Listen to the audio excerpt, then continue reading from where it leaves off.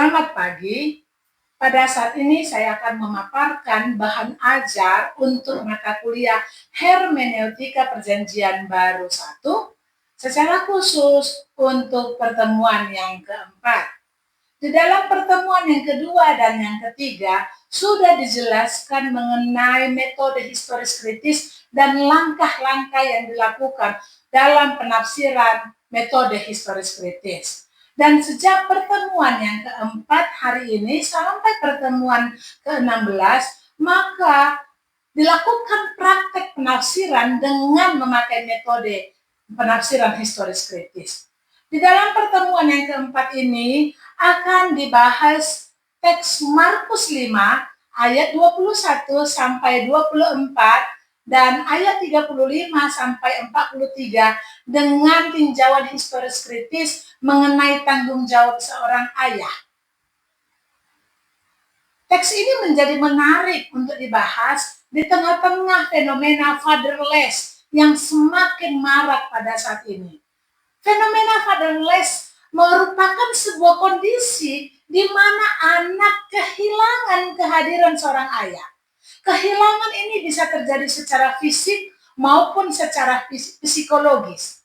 Anak bisa merasakan kehilangan ayah karena ayahnya sudah meninggal dunia, karena terjadinya perceraian, atau juga karena situasi di mana ayah tidak bisa menghadirkan, menyatakan tanggung jawabnya di tengah-tengah keluarga. Minimnya kehadiran ayah di tengah-tengah keluarga ini akhirnya menyebabkan berbagai masalah psikologis kepada anak. Misalnya gangguan kecemasan, depresi, kebingungan, akan identitas gender, dan berbagai masalah lainnya.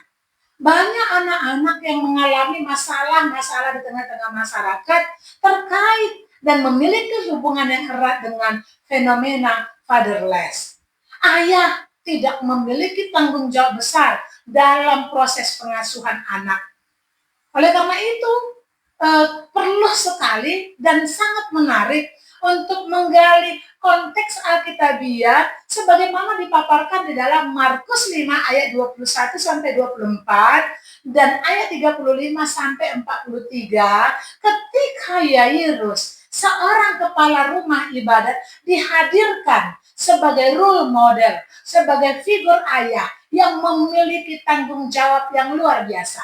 Meskipun dia memiliki tanggung jawab publik, tetapi dia tidak mengabaikan tanggung jawabnya di tengah-tengah keluarga.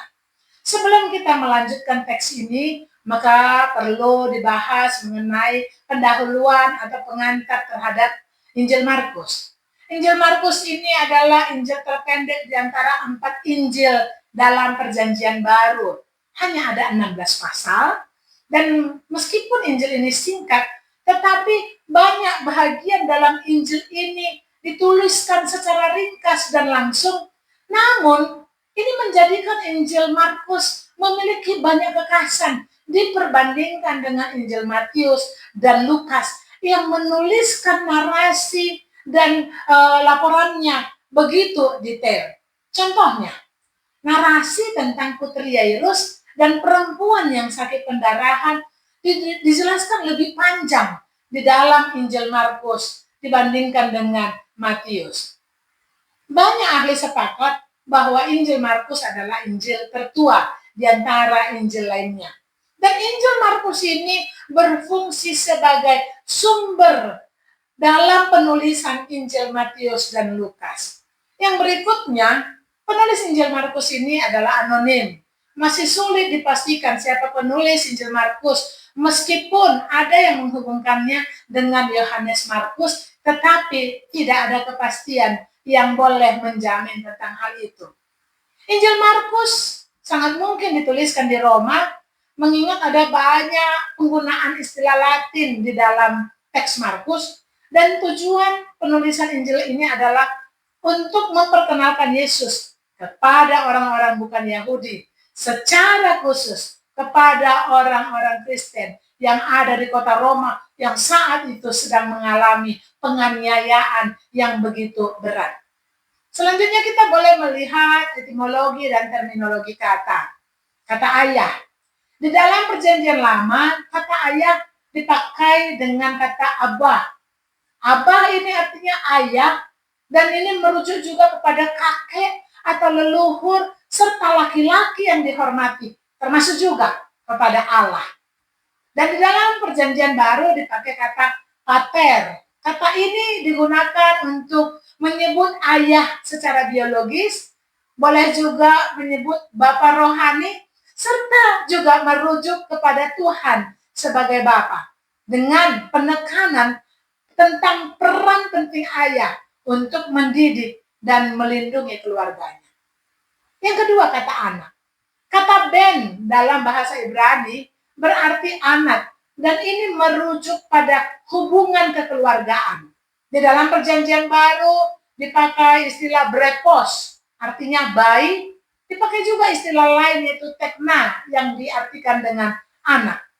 Anak laki-laki dianggap sebagai pemberian Allah dan memiliki peran penting di tengah-tengah keluarga. Dan Yesus memberi penghargaan kepada semua anak, bukan hanya anak laki-laki, meskipun secara kultural di dalam budaya dan tradisi anak laki-laki lebih dihargai, tetapi Yesus memberi penghargaan yang sama kepada laki-laki dan kepada perempuan, juga kepada anak laki-laki dan kepada anak perempuan. Secara khusus teks ini memperlihatkan betapa anak perempuan, yaitu putri Yairus itu, menjadi seorang figur yang sangat penting. Yang ketiga, kata tersungkur. Kata tersungkur ini berasal dari bahasa Yunani pipto, yang berarti jatuh.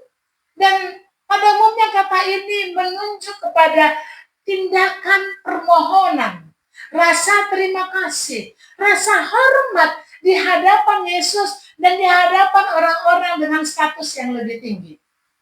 Dalam konteks perjanjian lama, tindakan ini juga menunjukkan sebuah kerendahan hati, sebuah bentuk ketaatan, serta juga digunakan untuk menyatakan permohonan dan ucapan syukur di hadapan Allah dan di hadapan para pemimpin.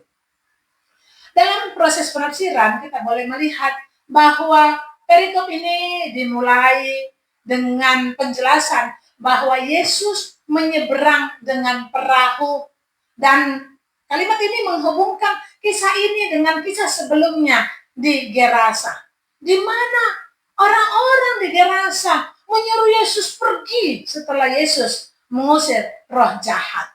Jadi berbeda dengan peristiwa di Gerasa ketika Yesus disuruh pergi, dan juga peristiwa di Nazaret ketika Yesus juga ditolak. Maka di dalam teks ini dijelaskan bahwa orang banyak berbondong-bondong datang kepada Yesus. Ini menunjukkan iman mereka kepada Yesus. Dan iman itu juga hadir dalam diri Yairus dan perempuan yang sakit pendarahan, sebagaimana dijelaskan dalam satu perikop panjang ini. Jadi penulisan Injil Markus ini disampaikan dengan tujuan untuk memperkuat iman umat Kristen yang saat itu sedang mengalami penganiayaan dari pemerintahan Romawi, secara khusus dari Kaisar Nero, dengan menampilkan banyak kisah mujizat dan peristiwa kebangkitan. Ini menjadi penguatan bagi iman umat Kristen pada saat itu. Di dalam teks dihadirkan Yairus menjadi tokoh penting.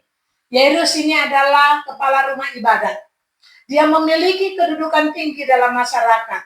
Dan dia datang kepada Yesus dengan sangat merendahkan dirinya.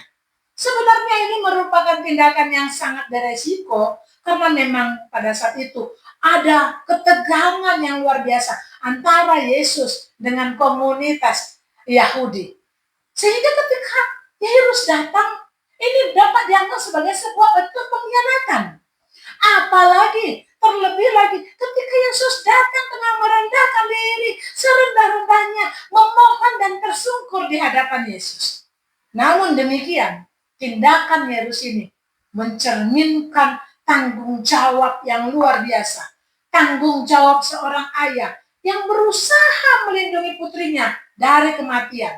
Dia menunjukkan kasih sayang dan pengorbanan yang luar biasa. Di dalam teks ini, dalam perikop panjang ini juga dihadirkan sebuah kisah yang lain tentang seorang perempuan yang sakit pendarahan. Kisah ini diselipkan di antara perjumpaan Yairus dengan Yesus, di antara narasi perjalanan Yairus ke rumahnya bersama dengan Yesus. Kehadiran perempuan yang sakit pendarahan ini boleh dianggap sebagai penghalang. Tetapi ini juga memberi momen yang dramatis. Dan ini menjadi sebuah kesempatan bagi Yairus untuk memperkuat imannya kepada Yesus. Ketika Yairus akhirnya melihat bahwa perempuan itu akhirnya disembuhkan oleh Yesus, maka Yairus juga mendapat peneguhan iman. Bahkan ketika pada saat itu berita kematian putrinya disampaikan kepada Yairus, itu pun tidak mengganggu imannya. Yesus mendorong dia untuk tidak takut, tetapi supaya tetap percaya. Akhirnya Yairus dan istrinya dan murid-muridnya menyaksikan kuasa Yesus yang membangkitkan putrinya. Jadi kisah ini menegaskan keyakinan bahwa iman itu dapat mengatasi segala bentuk ketakutan dan keputusasaan. Akhirnya, melalui teks ini, kita boleh melihat bahwa di tengah-tengah fenomena fatherless yang terjadi pada saat itu dan juga pada saat ini, maka kiranya kisah Yairus dan putrinya ini menjadi sebuah kisah yang sangat berharga, yang memaparkan tanggung jawab seorang ayah di tengah-tengah keluarga. Masa depan keluarga sangat ditentukan oleh peran dan tanggung jawab ayah. Hal itu sudah diperlihatkan oleh Yairus yang mau berjuang dengan segala kerendahan hati dan dengan iman untuk memperjuangkan putrinya. Dia mengorbankan segala-galanya dalam hidupnya. Dia mengorbankan harga dirinya. Dia berpeluang mengorbankan jabatannya demi hidup putrinya. Dan pengorbanan itu tidak sia-sia. Kiranya kisah ini memotivasi para ayah untuk semakin berjuang, memperjuangkan keluarganya, memperjuangkan anak-anaknya, agar pada waktunya ada banyak hal yang indah yang boleh dinikmati oleh keluarga. Sehingga melalui kisah ini kiranya fenomena fatherless dapat semakin disingkirkan. Kisah ini dapat menyintas fenomena fatherless sehingga keluarga dapat dibangun lebih baik lagi. Demikian, terima kasih.